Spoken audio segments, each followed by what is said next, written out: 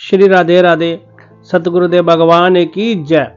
तो गुरुदेव श्री परमानंद शरण जी महाराज जी ने बताया कि कैसे आसुरी वृत्ति वाले लोग भूत प्रेत आदि की सिद्धियां करते हैं और उनसे बुरे कर्म लेते हैं लोगों को परेशान करने के लिए।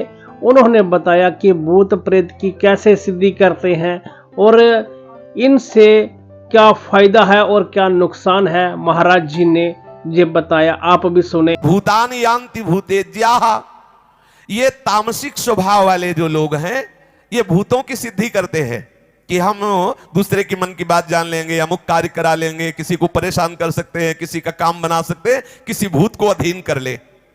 ये नियमों का धारण करते हैं, कठोर कठोर व्रत करते हैं। ऐसा खिलवाड़ थोड़ी किसी भूत को अधीन करना, बड़े बड़े नियमों को धारण करते हैं। और गधे की पूंछ के बाल उसका धागा बना के, ऊंट के दांत की मणियां पिरो के इस स्मशान में जाकर मुर्दे पे बैठ के मंत्रों को सिद्ध करते, तब भूत उनके अधीन होता है।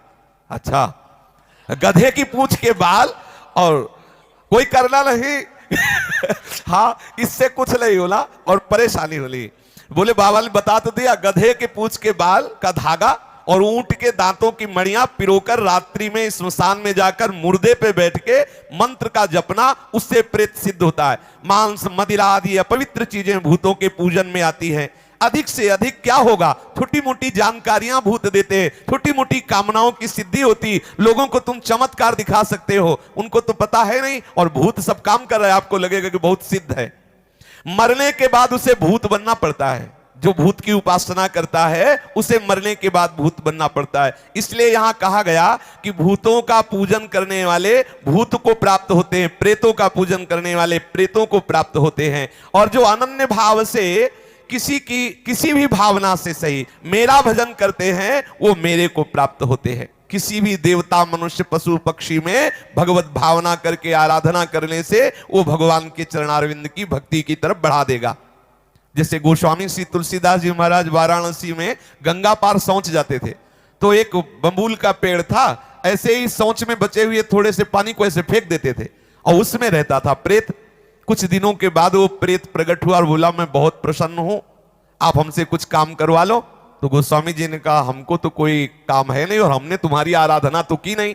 बोले, हम अपवित्र जल पीते हैं, सोच का अपवित्र जल आप डालते थे तो मुझे उससे तृप्ति हुई, आप क्या चाहते हो? उन्होंने कहा, हम तो चाहते हैं सिया राम जी के चरणों का साक्षात्कार, उनके चरणों का दर्शन। बोले, मेरी सामर्थ्य नहीं, उपाय बता देता हूं। जाओ, जब रामचरितमानस की कथा कहते हैं तो उस समय हनुमान जी महाराज आते हैं और आप उनके पैर पकड़ लो, सिया राम जी के दर्शन करा देंगे। तो बोले, हम कैसे पहचानेंगे हनुमान जी महाराज को? बोले, मलिन वस्त्र धारण किए हुए वयोवृद्ध रूप में सबसे पहले आकर जो कथा में बैठते हैं और सबसे बाद के सबके चरण धूलि लेके जो जाते हैं वो महाभागवत से हनुमान जी महाराज हैं। गोस्वामी जी ने बस इंतजार करते रहे, जो कथा प्रारंभ होने के पहले ही आकर एक वृद्ध बैठ गए और जब सब कथा के श्रोता चले गए तो वहां की चरण रज लेके माथे में लगाया, देखो ये महान भक्ति का स्वरूप, और जाने लगे तो गोस्वामी जी दौड़ के पकड़ने लगे। अब वो भागे तो तुलसी घाट से संकट मोचन काफी दूर है, वहां तक हनुमान जी भागे। गोस्वामी जी ने पकड़ लिया तो उनका, अरे हमें क्यों परेशान करते हो, हम बूढ़े हैं, तुम दौड़ के हमें अरे छोड़ दो।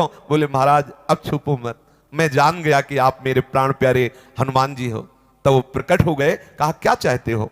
बोले, सियाराम जी के दर्शन। बोले, यहां नहीं, सियाराम जी के दर्शन चित्रकूट में। चित्रकूट में श्री हनुमान जी महाराज ने गोस्वामी जी को सियाराम जी का साक्षात्कार कराया। तो देखो, बनाना प्रेत कारण, किसी की भी सेवा कर दो निष्काम भाव से तो वो आपको रास्ता दे देगा भगवत प्राप्ति के लिए। अगर भूत प्रेत पिशाच ये अशुद्ध योनियां हैं, इनकी सामग्री अशुद्ध होती है, यदि इनकी तुम आराधना करोगे तो निश्चित है तुम्हारा पतन हो जाएगा, तुम्हें भूत ही बनना पड़ेगा। एक मैं सच्ची घटना बता रहा हूं। एक थे, उन्होंने कर्ण पिशाचिनी को सिद्ध किया। उनके पास सामने कोई आता तो वो कर्ण पिशाचिनी बता देती कि ये अमुक नाम है, अमुक जगह से आया है, अमुक काम के लिए आया है। तो बोल देते, तुम्हारा ये नाम है, तुम अमुक जगह से आए हो, तुम इस काम, तो उसके होश उड़ जाते कि पहली बार मैं आया और देखो बाबा ने नाम बता दिया, बाबा ने जगह बता दी, बाबा ने काम बता दिया कि इस काम से आए हो। बिना पूछे बता, लाखों की भीड़ उनसे जुड़ने लगी, क्योंकि सबको लगता कि भजन से सिद्ध हुए हैं और उनको एक पिशाचिनी सिद्ध थी। अब वो विद्या का चमत्कार दिखाते, लोग प्रभावित होते, संपत्तियां नहीं लगी। उसके पीछे एक पड़ गए। और कहा महाराज सच्चाई आप बता दो, आखिरकार है क्या आप में, क्योंकि आपकी रहनी से ऐसा नहीं लगता कि आप वैष्णव हैं, आप भजन करते हैं, भगवान को रिझाते, ऐसा नहीं लगता। आप सच्ची बताना, मैं आपको बार बार प्रार्थना करता हूं, आखिरकार ये चमत्कार है क्या। तब उन्होंने कहा मुझे एक पिशाचिनी सिद्ध है और मैं कान में बिष्ठा लगाए रहता हूं, बिष्ठा टट्टी यहां, और उसी पे बैठ करके वो कर्ण पिशाचिनी सब बताती है, गंदी चीज पे बैठ करके वो सब मेरे कान में बता देती है।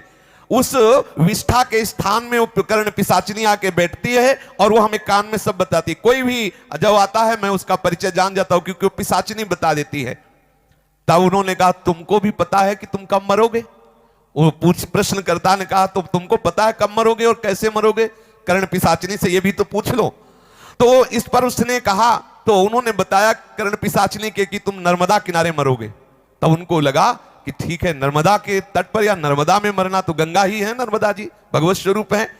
अब जब उसके शरीर शांत होने का समय आया तो वो भागा, लेकिन नर्मदा जी नहीं पहुंचने पाया। बीच में ही उस कर्ण पिशाचिनी ने उसे मार दिया और कहा दुष्ट, जीवन भर तूने मेरा प्रयोग किया है, अब जीवन के बाद मैं तेरा प्रयोग करूंगी, अब तू मेरी आज्ञा में बने, पिशाच बन और मेरे साथ रहे। कर्ण पिशाचिनी ने उसे नर्मदा जी नहीं जाने दिया, मार दिया और वो पिशाच बना। तो इसीलिए भगवान कह रहे हैं भूतों को पूजने वाले भूतों को प्राप्त होते, इसलिए सावधान रहें। एकमात्र अनन्यश्चिन्तयन्तो माम ये जना परिपासते तेषां नित्याभियुक्तानां योगक्षेमं वहाम्यहम्। शेष चर्चा आगे। श्री राधा वल्लभ लाल की जय।